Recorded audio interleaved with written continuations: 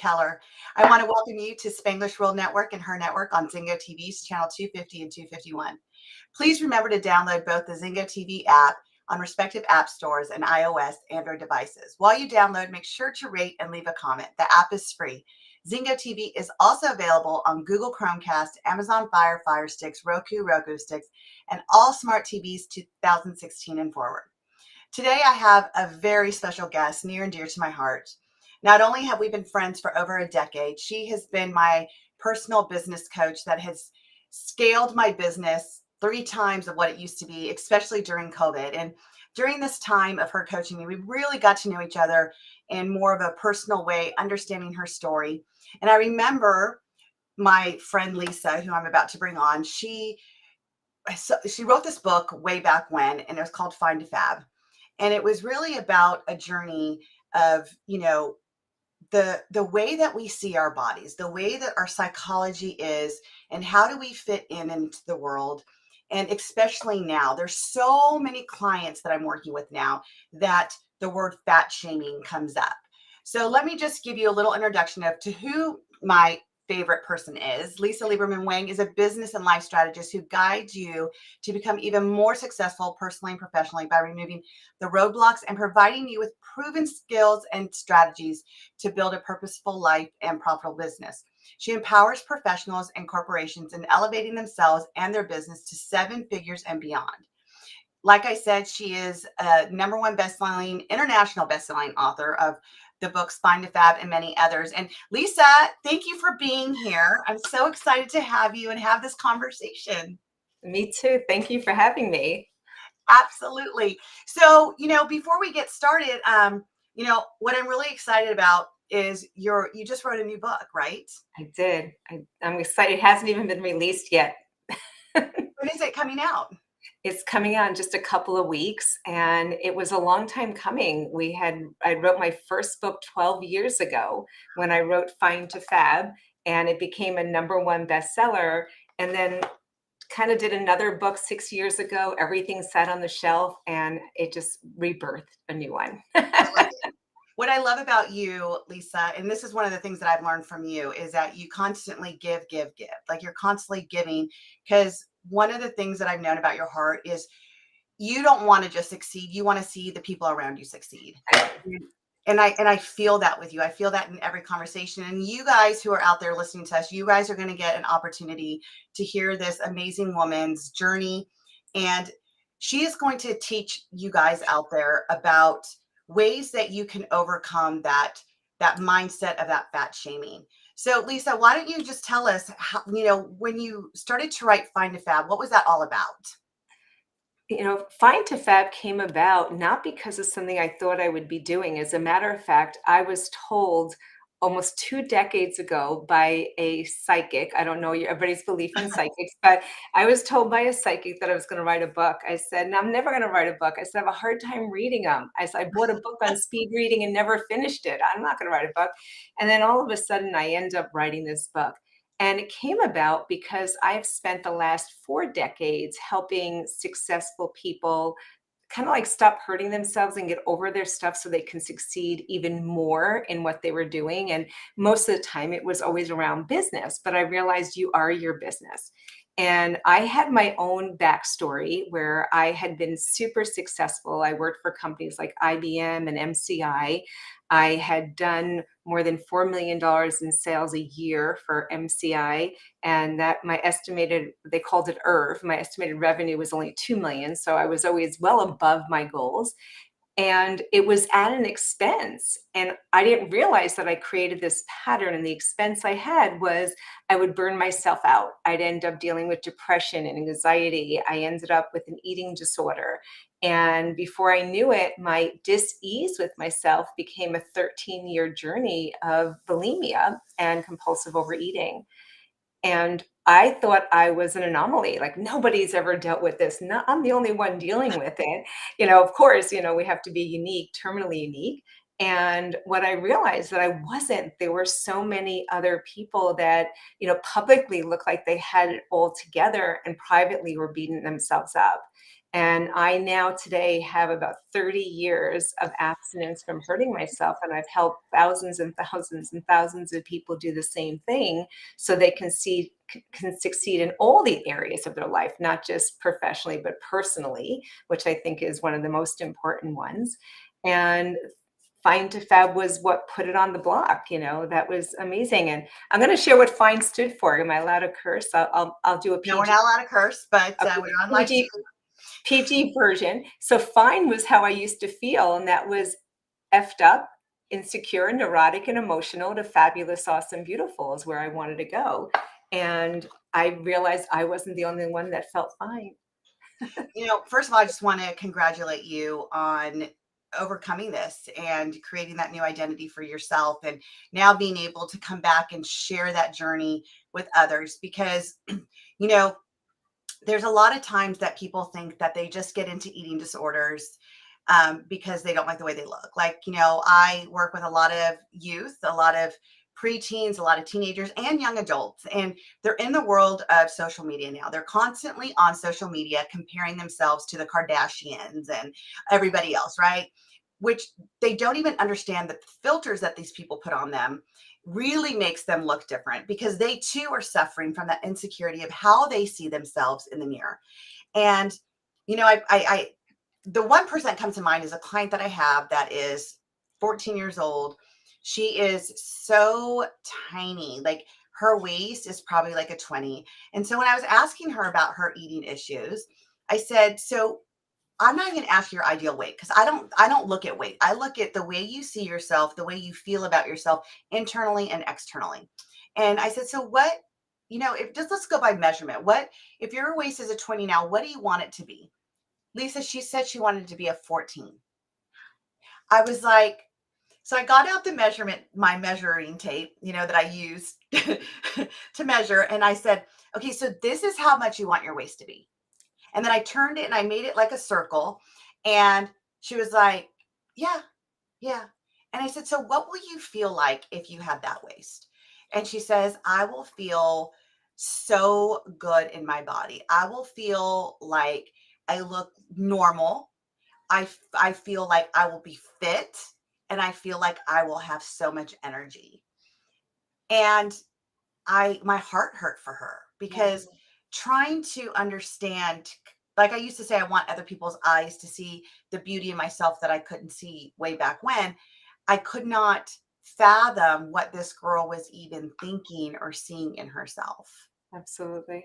So she has body dysmorphia. And the biggest challenge with that is we can tell people that no, you're beautiful and you're already skinny enough, and you're probably skinnier than 99% of the population, right?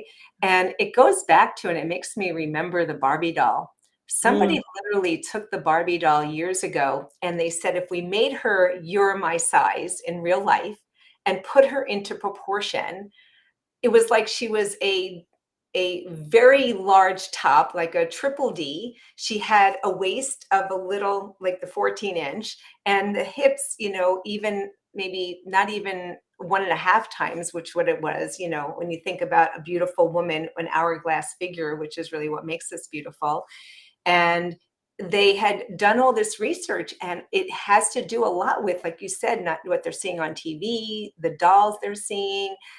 I just went to see Avatar. I thought it was an amazing movie, but I have to be honest, I was challenged with the figures. I mm, literally walked out concerned, and that's the first thing I said to everyone. And they're thinking, Lisa, you missed the great show. And I said, no, I'm really concerned that little girls, because I'm living with several right now and in a transition state, will look at that and think they should look like that. And it's not realistic.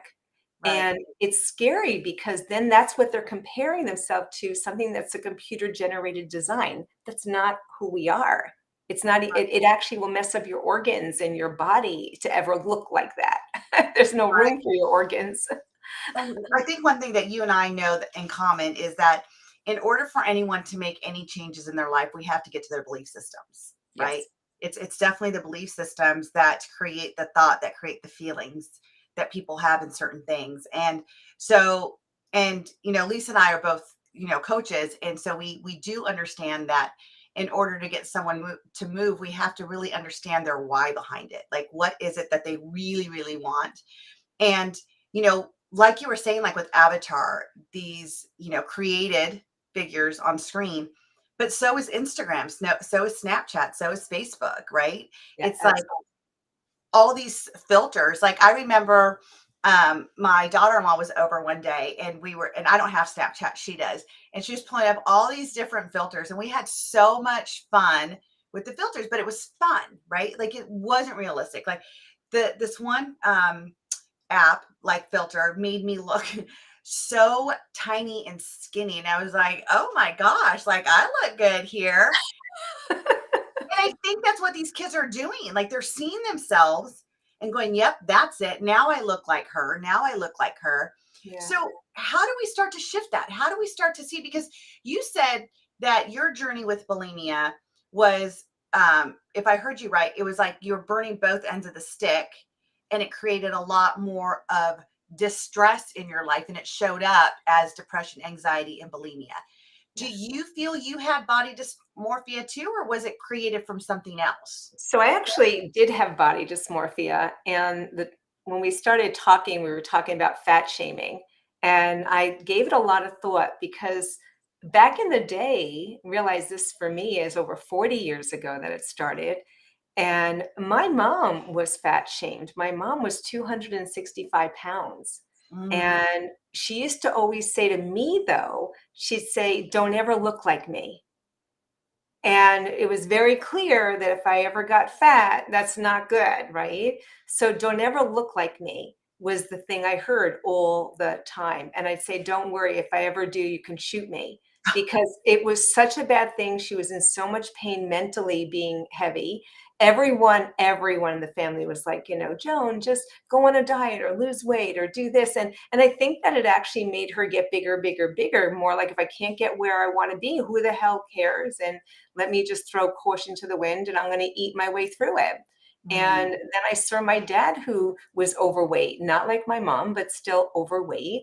And neither my brother and I ever got heavy, but I didn't get heavy because I was a secret purger.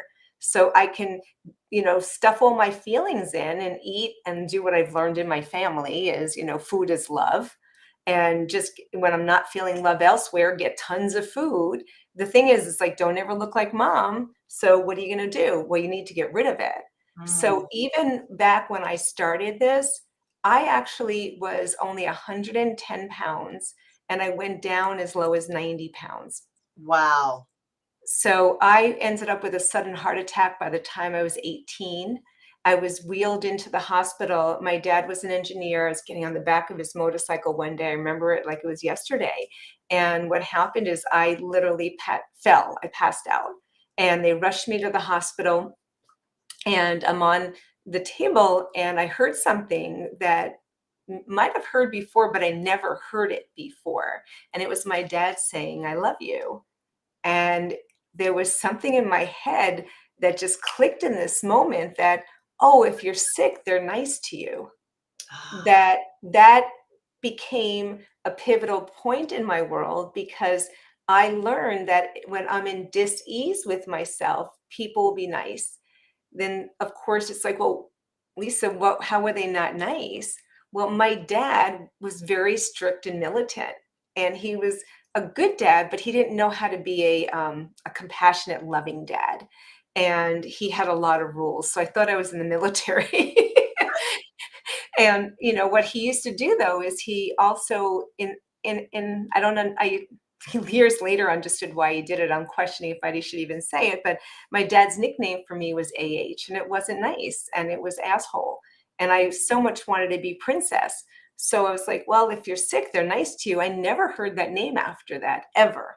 And what I did see is two parents doting on me and showing me so much love that I so wanted forever and never really got the way I needed it.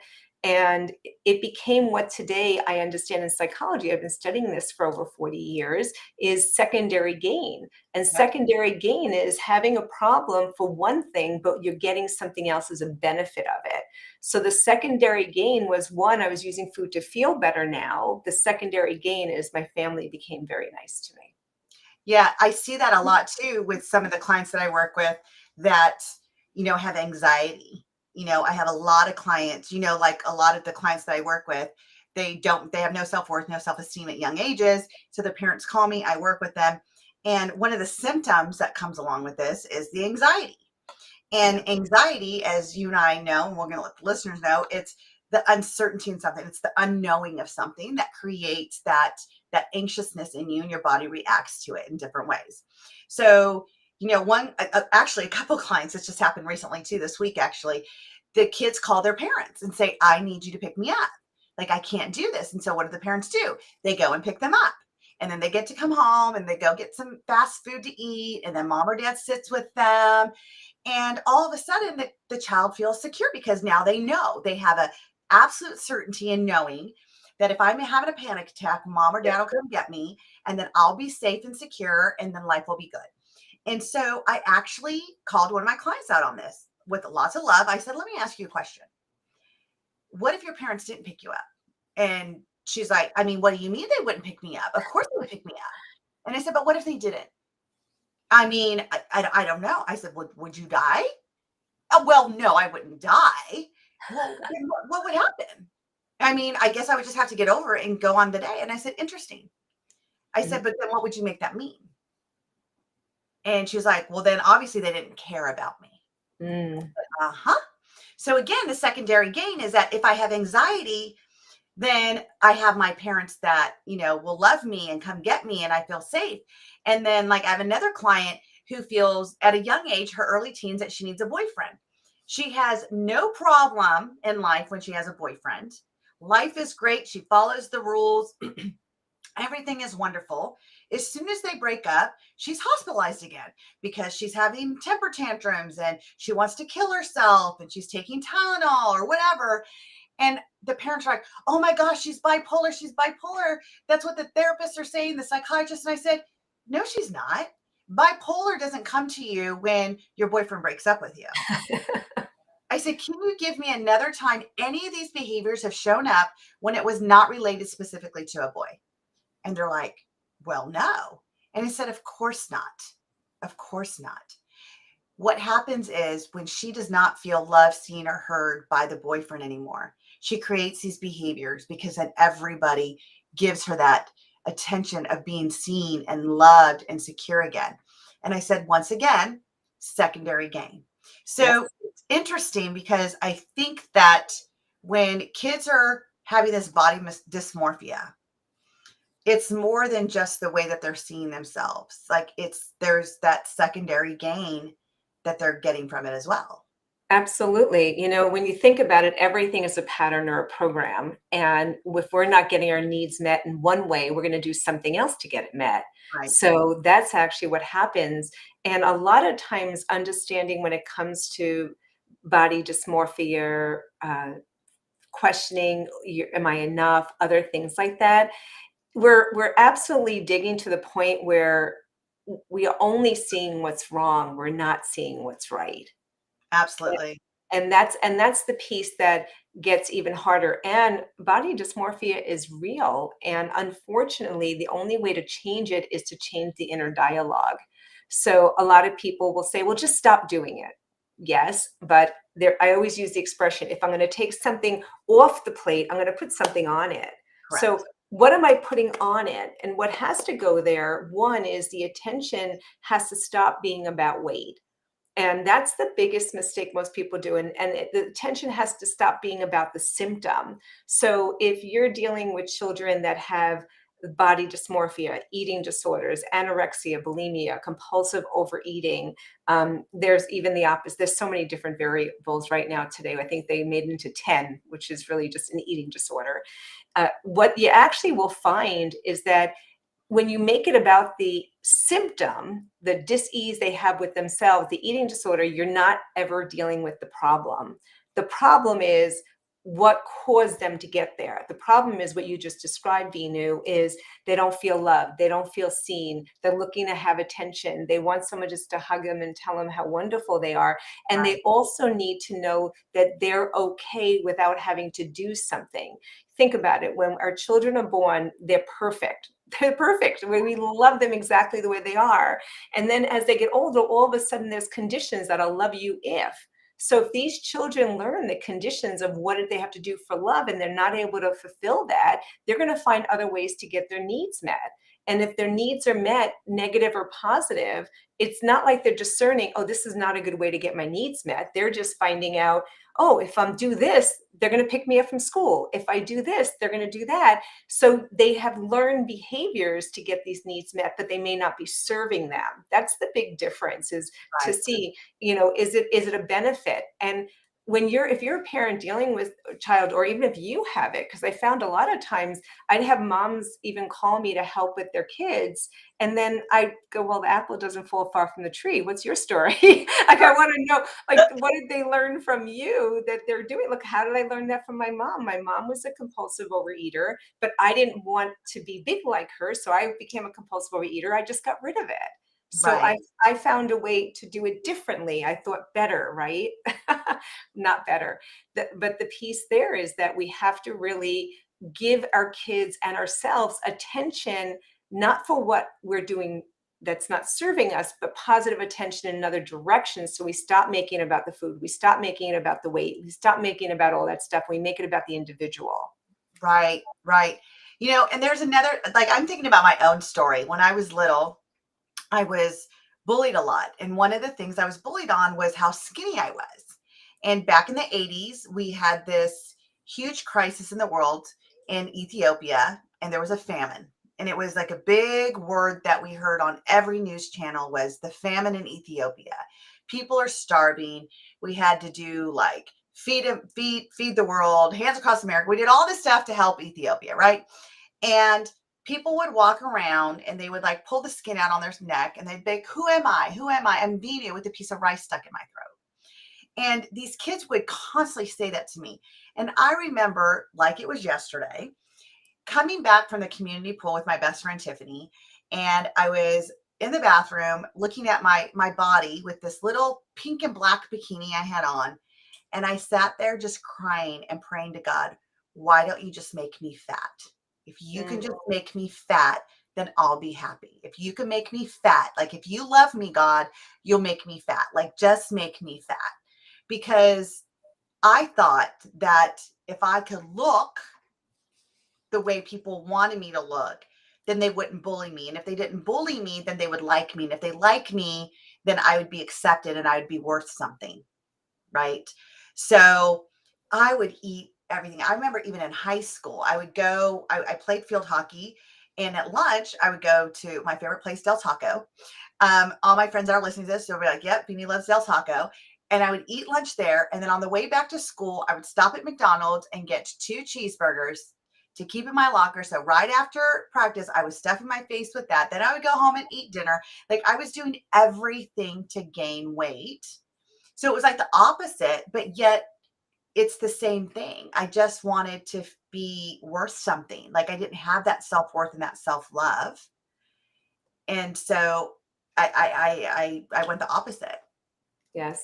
I always go back to what you learn in psychology is the mind doesn't know the difference between what's real or vividly imagined.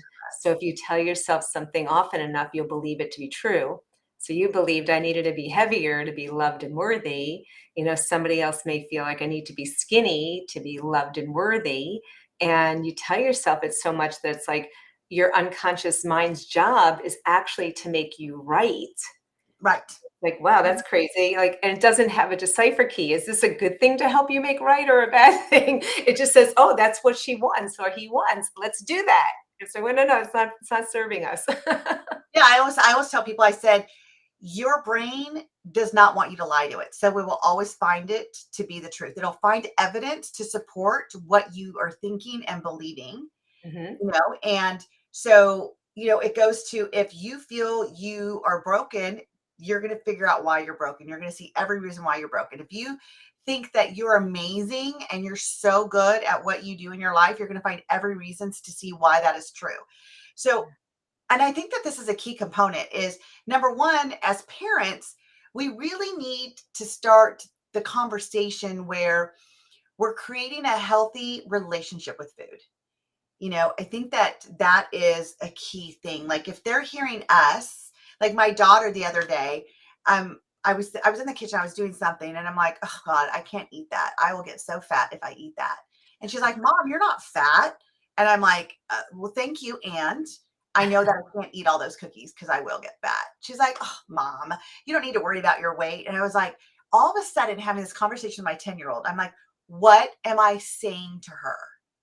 Like unconsciously, I was actually having the conversation with the fridge, by the way, not my daughter, and she chimed in, right? And so again, and that's why I on my show I'm very open and vulnerable because I think that people need to learn from the experiences that we have. And so this just happened last week, and I was like, I just had a conversation with my 10-year-old about being fat. What seeds am I planting in her head now that she can't enjoy cookies because she might get fat? Because that's what mom is saying. And our kids do look up to us. They want they want us to be their role model. Well, So and that's what I was going to say is that, one of the things you do great is with the reparenting and redefining parenting is that you're not just working with the children, you're working with the parents too.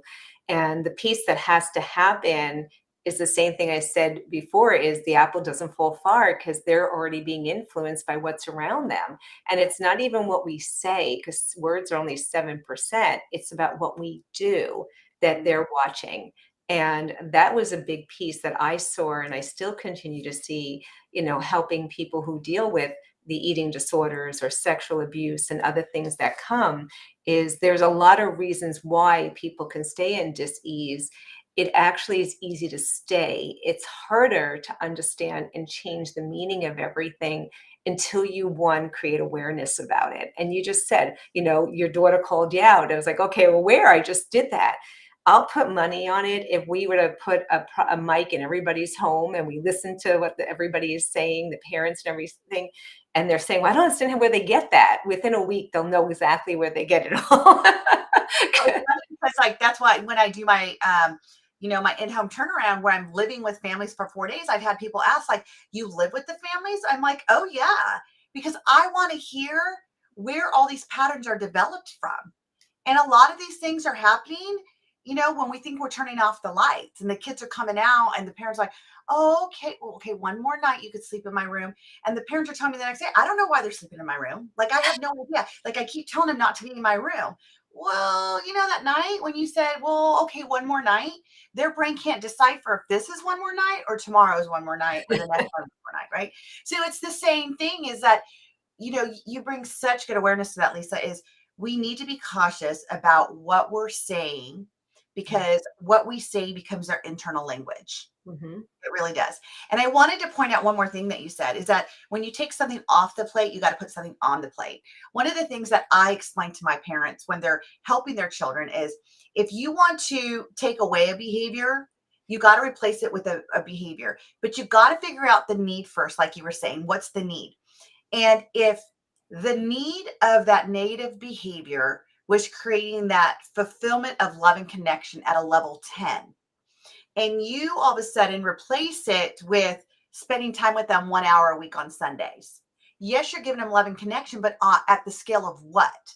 At the scale of 3, not 10. So Mhm. what will they do? They'll resort back to what they got the love and connection at a level 10 at. So we have to be very careful that when we are putting something back on the plate, it has as much value, if not more, of what the reward was that that child was getting. Would you agree with that? 100%, 100%. Dr. Virginia Satir years ago, who was a huge influence to Dr. Bandler, who created NLP. I'm a master NLP, licensed master NLP practitioner and trainer as well.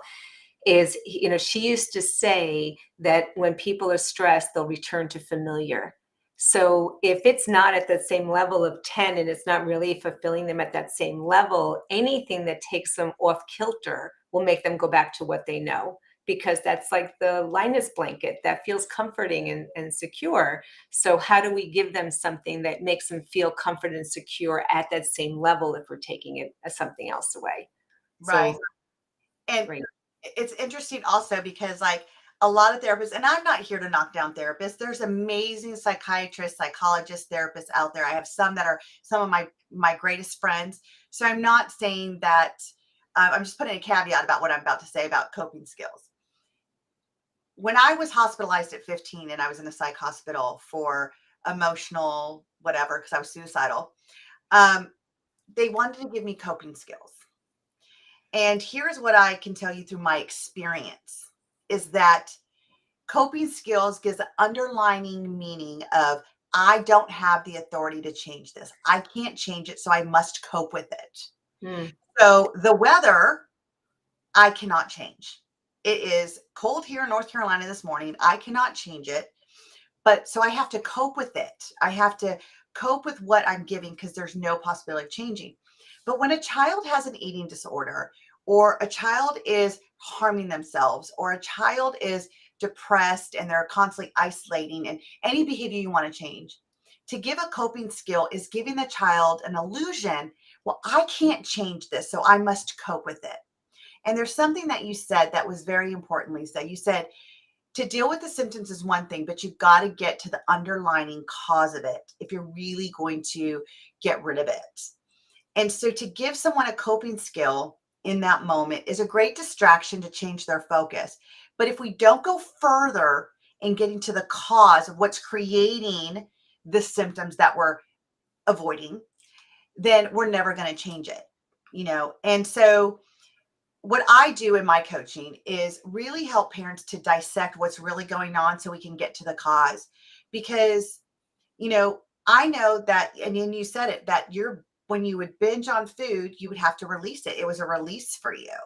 But I'm also I'm taking a shot in the dark, but it wasn't just a release of food, it was a release of other emotions and stuff at the same time. Like, Every emotion. It was a release of everything. Food is a metaphor. And, that's food is a symptom. Think about this. There are people out there, especially with children today, cutting, they're doing vaping, they're doing drugs, they're doing food. I actually chose what I call the good girl disease because I never did pot, never did drugs, never, because I was too afraid of my dad. So it was like food. No one got upset about food. I could eat. No one's going to yell at me, but they did yell at me because I was eating everything. But but the point is it was the good girl disease. So I think that when we look at it, it'll be whatever it is the escape, and realize that those escapes and those things that you pick are only to feel better now. I mean, think about this. It doesn't change anything. The problems don't go away. Your life doesn't get better after you're done with it. It's just in that moment, it numbs you enough to feel better now. So the next question is, well, how can you feel better now without hurting yourself? Like right, without harming yourself. And that's where that we need to be more resourceful. That's where we need to identify, what are you trying to feel better from? What's that inner dialogue that you put in there that you think you're running away from, or this is going to pacify or clean up or change for you? Because when you come out of it, you still have the same problem. Nothing changed. right, right. And that's why these coping skills are just a distraction until we can get to the root cause. Like, so like you were saying, like cutting, I work with a lot of clients that have self-harmed. I say that because working with me, we've gotten them to the cause of it, to recreate their identity so they don't need that release anymore because they're not feeling the pain anymore. You know, they're not feeling the pain of not being enough. They're not feeling the pain of not being seen and heard. So there's nothing to cut. They're actually learn how to like themselves so they wouldn't want to hurt themselves, Mm-hmm. you know? And it was interesting because when I was watching a show the other day, and on the show, the child was self-harming, and she's like, I don't want to self-harm. So her parents take her to a therapist, and the parents give her a journal and a rubber band. And the therapist says, put the rubber band around your wrist, and every time you want to self-harm, I want you to flick yourself. I was beside myself. I'm like, this is this is because kids watch shows, right? So how many kids are like, oh my gosh, I'm self-harming too. I don't want to tell my parents. So you know what I'm going to do? I'm going to start wearing a rubber band on my arm and start flicking myself. Well, guess what? I had a client a few years ago. That's how she was self-harming. She would take her hair tie, because all girls, I still do. I wear a hair tie around my wrist. So does my daughter, to throw her hair up when we need to. And she would take it and she would flick it until it would cut her. And that is how she self-harmed. She's like, I would walk down the halls of my high school just flicking the heck out of my wrist, and nobody even thought about it. So it was just another way to hide. And yet it was a coping skill that therapists are giving to their kids. And I was like, I cannot believe this. Like, I was yelling at the TV and my husband comes in, he's like, what are you doing? And I'm like, this is just wrong. Like, well, they can't hear you. I know they can't hear me, but it's wrong, right? We can't, instead of just saying like, why is she in so much pain that she feels she needs to hurt herself? In that same show, you had a girl that was taping her thighs, another girl that was throwing up. It's like, our kids are seeing these things through shows Yes. and not getting the solution out of it either. And what's ironic about it is I was hospitalized 6 times over 13 years, and I learned more about how to hurt myself in the rooms in the Yep. hospitals and their groups and their other stuff that I didn't even know about beforehand. So I had never put my fingers down my throat to throw up. I had ulcers. And back then they put me on Tagamet and other things, but I had literally was just it started out that I just couldn't keep food in my body. It wasn't me trying to do this. And they said, "Oh, you have control over it." I was like, "I have control over it. Oh, wow, that's interesting. I can do something with this." Or I heard other people, and I don't even want to give any ideas or suggestions here, I won't do it, but other people did things so they can throw up or they can do different things. And I would sit there and judge. That's a stupid way to do it. I wouldn't do it that way. I would, like I say, that doesn't sound like a good idea. And it was offered up in these rooms. So a lot of times in traditional support rooms, which is what I was sent to back then, they didn't know what we know today, Vinu. I mean, there's neuroscience and human psychology has been around since, 1400s, 1500s.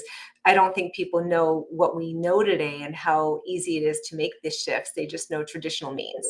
Correct. And that's what my family did for me because that's all they knew.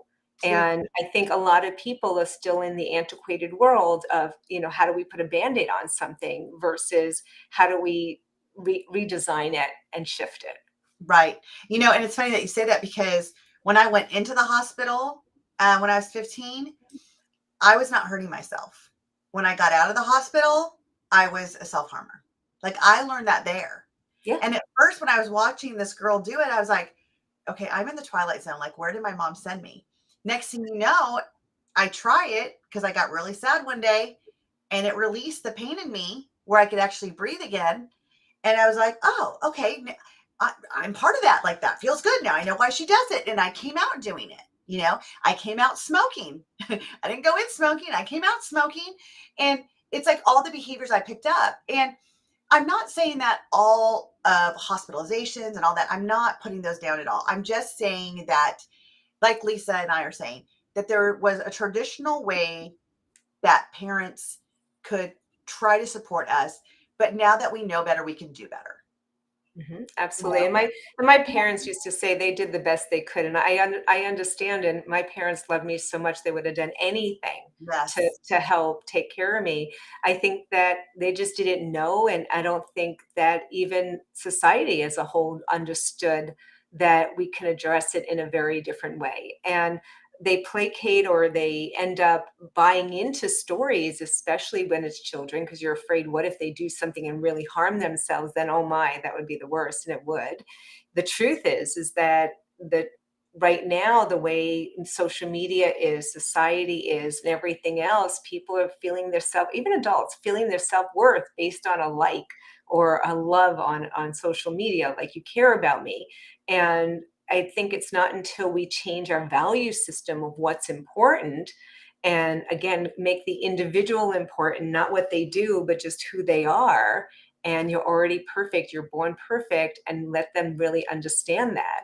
I was just with my friends and their daughter ended up sending them a message. She had just gotten a backpack and it was supposed to be a ski backpack. And she says, I'm so embarrassed. Everyone says that this is what, da, da, da, da. And it was like, who's everyone first? Who's everyone? And what are you talking about? The family just spent $400 on something for her, for this thing. And she's like so mortified that, oh, it's not the right one. And everyone's talking about it. It's like, who's everyone? You're 13 years old. Are you really basing your life on everyone? And yes, they are. I mean, I that is. it's their social group. There's 5 people in their social group, and that's everyone. That's 8 billion people in the world. 8 billion people think she bought the wrong backpack because the 5 people that are close to her that she wants to impress and be a part of have stated it. It's a Yep. representation. And But you this is know, where we need to build their self-esteem enough that they don't need all that stuff for sure. absolutely.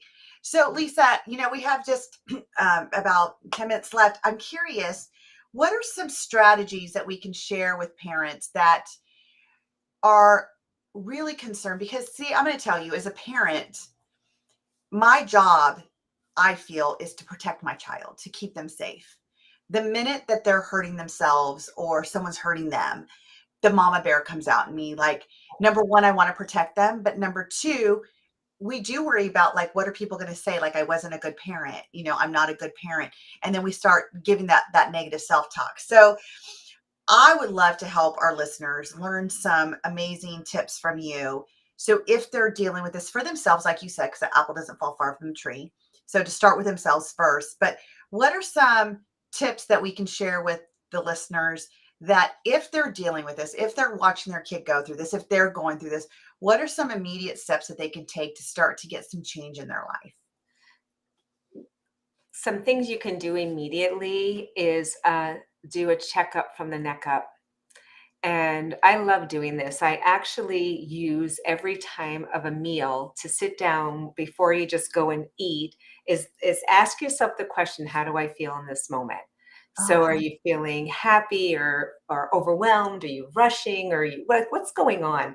Do a checkup from the neck up because most of the time when we're in a point where we're not serving ourselves is because we're not present. So grounding yourself back to the present is an important thing. The other is I really believe that the self-talk is critical. As I said, your mind doesn't know the difference between what's real or vividly imagined. So if you tell yourself something often enough, you believe it to be true. I believe we should do an inventory of all these great things about us. So when you show up at your personal best, what's unique and amazing about you? And it can be, I'm fabulous, awesome, beautiful, amazing. It's like all these different things. But create 50 positive things about you that every morning you can do that and have your kids do it too. Here's what's going to happen. Just like Dr. Emoto, if you ever heard the story about how he took water from the Japanese sea and he talked badly to it and then he talked nice to it, and they showed the water that was talked badly to calcified and the water that talked nicely to created beautiful crystals.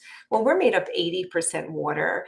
If you don't think about the fact that what we're putting in is what's coming out, then you're mistaken. So filling the cup, it takes 20 positive statements to counteract one negative. So tell yourself all these beautiful things about yourself and then have your kids do it too. There's an awesome video, and I'm sure you've seen it, Vinu, with Jessica, little Jessica doing her Yes. affirmations, right? And this little one, she's standing on the top of the sink and she's doing, I'm this, I love my house, I love my sister, I love my, you know, it might seem funny and it might seem silly, it works. So fill the cup. Give yourself positives. The other thing is to change the dialogue in the head of what's not what's wrong, but what's right.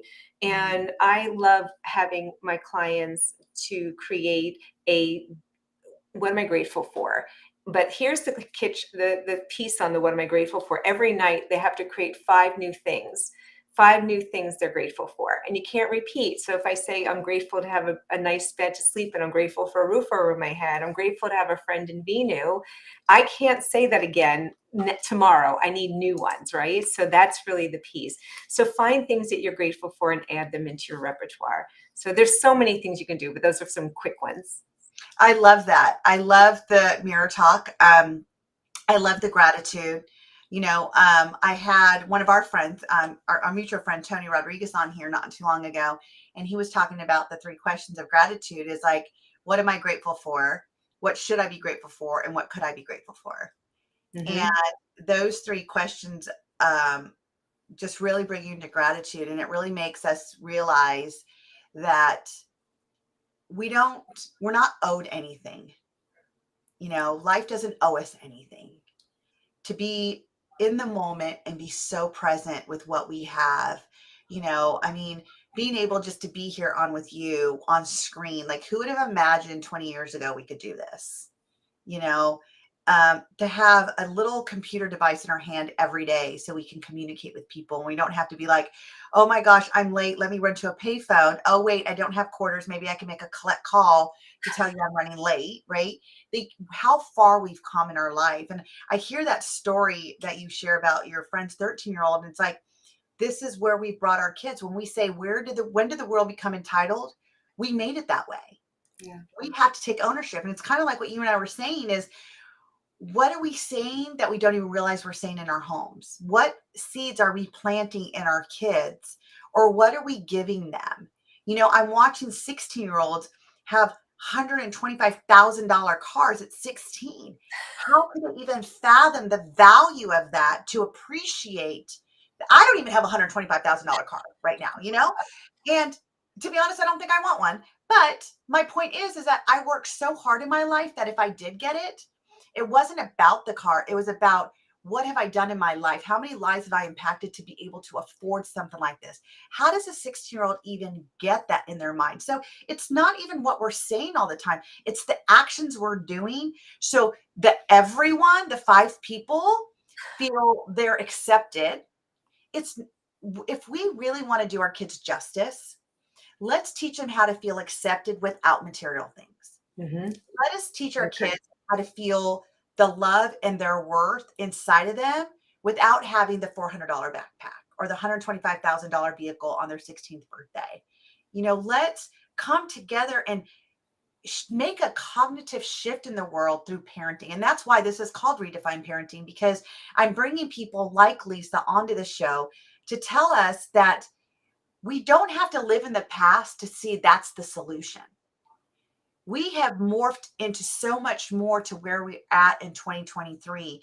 So if that is the truth, then we need to do more. We need to stop relying on old things, or take what did work from the old and make it even better in the new. One of the things, Lisa, that I adore about you, that you helped me change by coaching me for over a year in my business, but you also dealt with the psychology of it too, like where the blocks were in my life, that I was creating the blocks in my story, in my business. And one of the things that you taught me is, live more in the solution than you live in the problem. Really identify, and it's what William Whitecloud says too, who was just my guest a few weeks ago too. It says, what's your end result? Like, what's the end result you want? So now let's just be in that end result. So see your child healthy. See your child loving themselves. See your child loving the health in their body. Discuss with them what healthy looks like to them. Not just looks like, but what does healthy feel like to them? There has to be that emotional attachment to what your child is trying to accomplish with inside of their body. It's not just what they're seeing in the mirror. Would you agree with that, Lisa, or what would you add to that? I absolutely agree with everything you shared. It's all about, loving yourself as you are, perfectly imperfect. I love it. I love it.